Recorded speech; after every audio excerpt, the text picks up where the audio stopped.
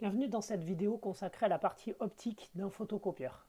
Dans une première partie, on va faire la construction d'un objet réel qui est conjugué à travers une lentille convergente et une lentille divergente pour former une image sur le capteur CCD du photocopieur. Et dans une seconde partie, on étudiera comment, à l'aide de deux lentilles formant la lentille L', on est capable, avec la position ici d'une lentille intermédiaire, de faire un agrandissement ou une réduction de l'objet considéré. La méthode consiste à considérer une image intermédiaire nommée A'B' qui va jouer le rôle d'image pour la lentille L', alors qu'elle jouera le rôle d'objet pour la lentille L1 pour former l'image définitive qu'on appelle A seconde, B seconde. On va donc considérer la conjugaison d'un objet ici AB qui est conjugué à travers la lentille L' pour former une image A'B' en oubliant complètement la seconde lentille. On utilise les propriétés classiques de conjugaison des lentilles. Tout rayon passant par l'axe optique n'est pas dévié, et tout rayon parallèle à l'axe optique ressort en convergeant vers F'. L'intersection des deux rayons nous donne la position du point B', et donc la position du point A', ici image intermédiaire. Une fois que la position de cette image intermédiaire est connue, elle jouera le rôle d'objet pour la deuxième lentille. Donc on va considérer uniquement la conjugaison de cette image intermédiaire qui joue le rôle d'objet à travers la deuxième lentille L1 qui est une lentille divergente. Comme cet objet est à droite de la lentille, il est virtuel. Donc ici, on remplace l'image réelle par un objet virtuel pour la deuxième lentille. Ensuite, on utilise les propriétés classiques de conjugaison des lentilles. Première propriété utilisée ici, tout rayon passant par O n'est pas dévié. On peut prendre n'importe quel rayon, notamment des rayons connus qui ne font pas suite au premier rayon qu'on a utilisé. Deuxième rayon, tout rayon parallèle à l'axe optique ressort de la lentille en divergeant du foyer principal image de cette lentille ici L1. Et on a une intersection des deux rayons qui se fait exactement sur le capteur CCD pour former une image réelle définitive A seconde, B seconde. Donc ici, d'un objet virtuel, on a formé une image réelle, comme il se doit pour un photocopieur. Donc cette double conjugaison ne se fait pas de manière séquentielle, mais ici on va tracer le trajet effectivement suivi par la lumière.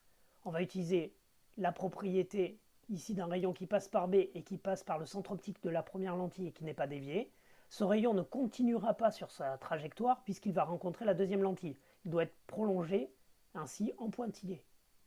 Deuxième rayon que nous allons utiliser, un rayon parallèle à l'axe optique qui ressort par le foyer ici de la première lentille.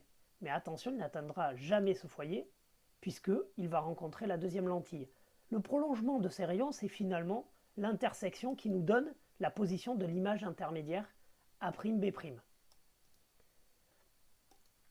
Pour connaître la suite de ces trajets, ici, on peut faire apparaître astucieusement l'image définitive A seconde, B seconde. Et on sait que finalement, ces deux rayons seront forcément, ici, les rayons qui vont conduire à cette image définitive A seconde, B seconde. Donc une manière astucieuse de tracer la suite de ces rayons, c'est finalement de se servir du résultat qu'on avait à la figure précédente, c'est-à-dire la connaissance de l'image définitive. Une autre façon de connaître la trajectoire effectivement suivie par ces rayons violets à l'issue de la seconde lentille est d'utiliser la notion de foyer secondaire. Pour ça, on trace la parallèle au rayon qui nous intéresse, passant par le centre optique de la seconde lentille.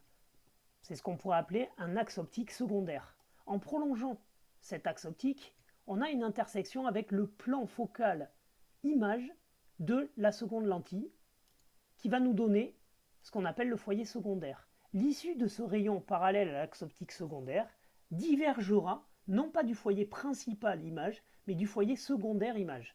Donc ici, on trace un rayon qui passe du foyer secondaire, qui passe par le foyer secondaire et par le rayon qui nous intéresse, et on prolonge le rayon qu'on a tracé à la suite de la seconde lentille.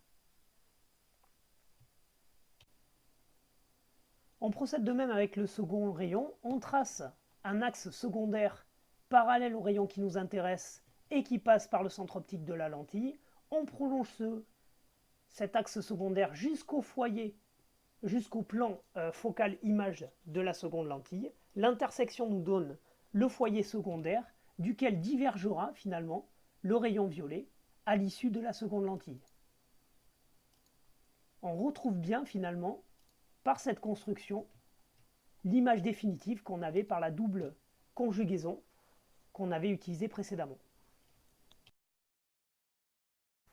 Dans cette partie, on va voir comment, en remplaçant la lentille convergente L' par une lentille convergente et une lentille divergente, on est capable non plus de procéder à un agrandissement, mais à un rétrécissement dont le facteur de grandissement gamma est exactement l'inverse de celui qu'on a calculé précédemment.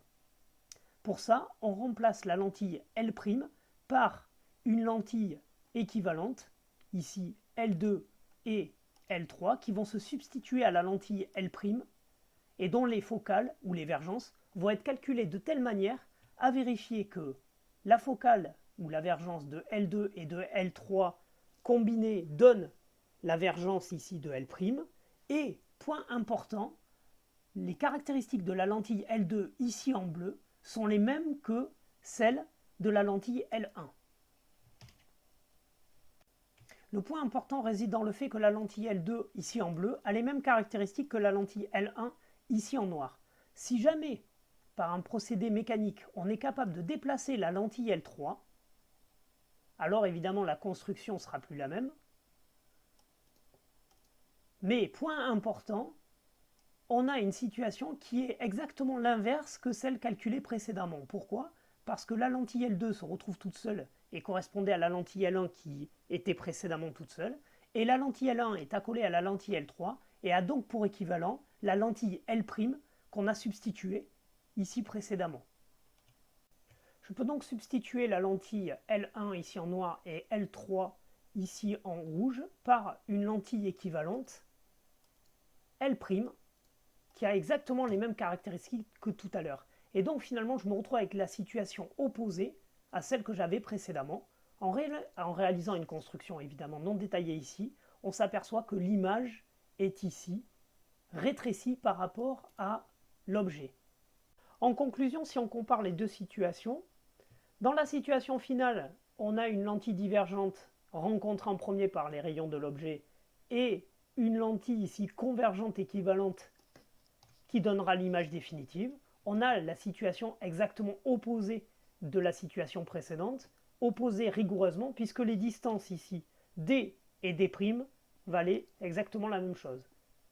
À situation inversée, finalement tout se passe comme si l'objet et l'image avaient un rôle inversé, et donc on se retrouve dans une situation où finalement le grandissement sans aucun calcul est exactement l'inverse de celui qu'on avait calculé précédemment.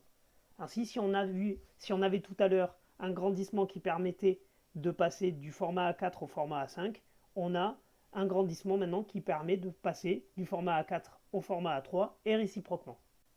Ce qu'on pourra retenir de cet exercice, c'est de bien identifier l'image intermédiaire qui joue le rôle d'objet pour la seconde lentille et l'utilisation du principe de retour inverse qui peut éviter des calculs quand on a une situation complètement opposée à une première situation.